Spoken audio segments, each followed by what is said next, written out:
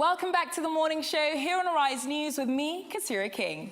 Now, my next guest, Azuka Nduaguibe's passion for food and bright colours drove her to start a food and lifestyle blog called Clara's Corner, where she shares her twists on traditional dishes and also creates original recipes of her own. Her food blog opened up a portal of fame and surprises, and she was featured on Global Cookbook's website for their 2015 exposition in Italy, alongside world-acclaimed chefs. In April 2016, Azuka's Clara's Corner launched her first products, Jolie Yogurt and Granola, which has since gone on to become the best-selling, crunchy, sugar-free granola mix, which is a firm favourite amongst millennial shoppers. Welcome to the show, Azuka. Thank you. How are you? Fine, thank you. Do you love hearing your attributes listed like that, in list formats? Does it make you feel quite proud? You've done a lot. Yes, it did. It's phenomenal. Thank you. So let's start with how it felt to be featured on Global Cookbook's website. That must have been, I mean, were you surprised when you got the call? Yes, I was, and I was excited, and I just felt really privileged because they picked out even recipes that I actually thought, well, were regular, like my twist on Grandma's local rice. That's our local palm oil rice, yes, and and my dikai corn, so it was exciting, because they were really interested in, funny enough, I actually have this here today, so that's good.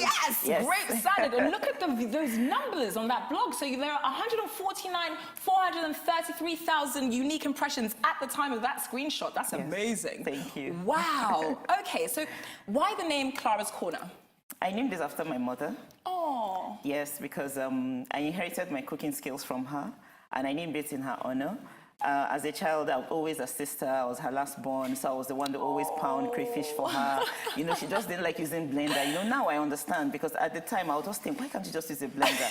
But she would make you pound it. I pound, and then she never blended pepper. You have to pound the pepper and the crayfish to release the flavors. So she was actually a foodie, really. Wow. Yes. But don't you find, I mean, we're not going to delve too much into it now because we are going to talk about it later, but don't you find that when you do things by hand, the flavors just seem to be a lot more enhanced? Yes, Traditional cuisine is best, yes, I have to say.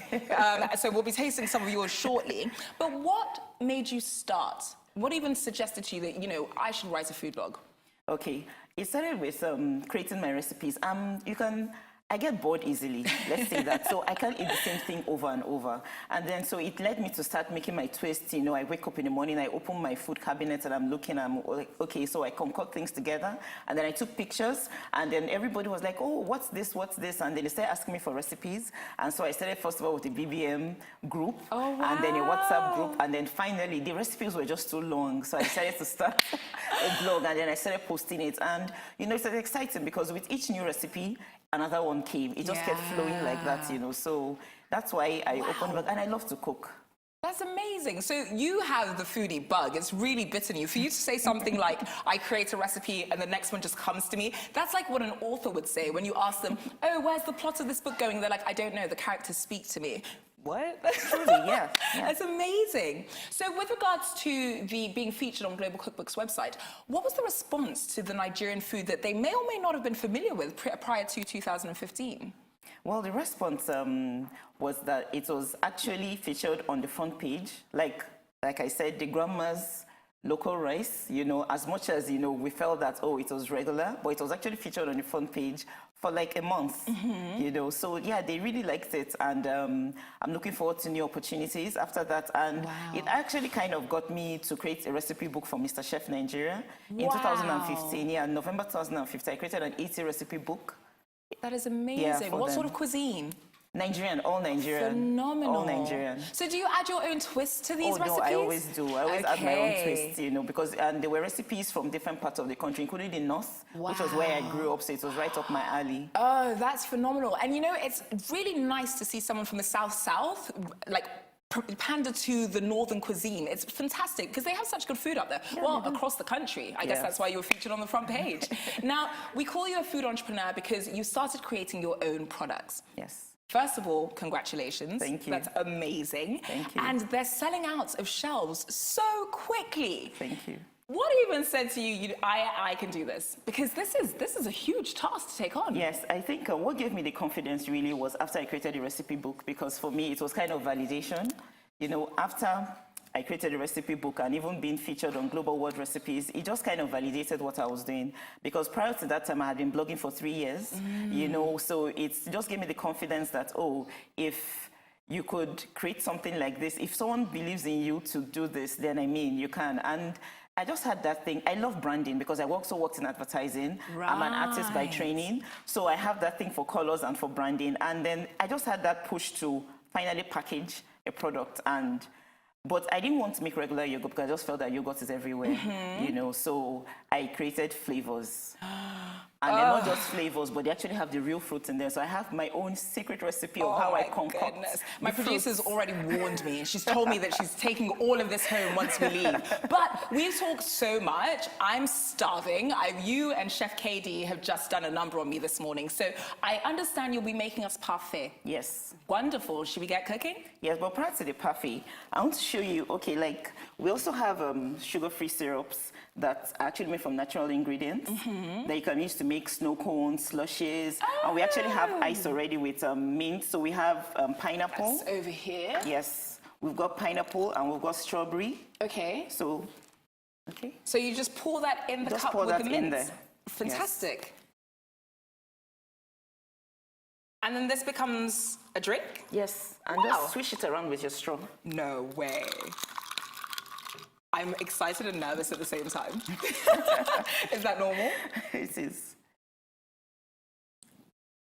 Oh, that's delicious. Wow, so that's made from what? Strawberries. Real strawberries? Yes, real strawberries. Just pureed? Yes. Fantastic. With, okay. with another fruit base. Let us, I see she's keeping her secrets very close to her chest. Yes, I am. What food base? Okay, let's get to making this parfait. Okay. What do we do first? Okay, so our first move. You can sit down next to me. Is to do this. So this is our Greek yogurt. Okay. You know, all nice and thick. And we just take this and first of all put a layer.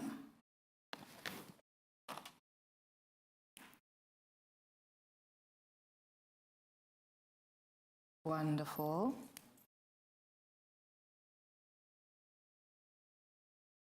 And then a fruit layer.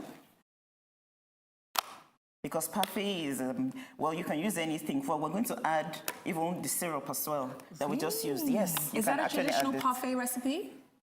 Well, that's your own little twist. That's my twist. That's the Clara's Corner branding twist.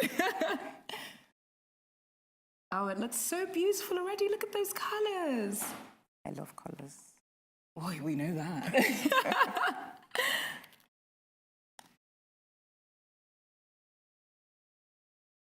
Amazing. And then we add seedless grapes. Seedless grapes is wonderful in parfaits. They're just delicious. And, Okay, so you can see that in there. The grapes and the strawberries and the yogurt. And then what's the next step? And then we add another layer of yogurt. Okay.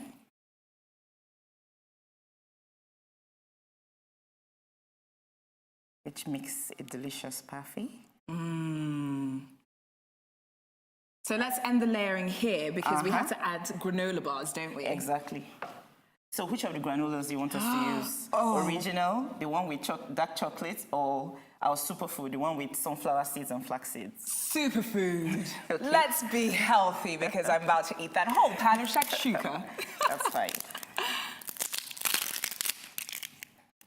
We seal it at all times for freshness. Amazing. And so it gets to the customer.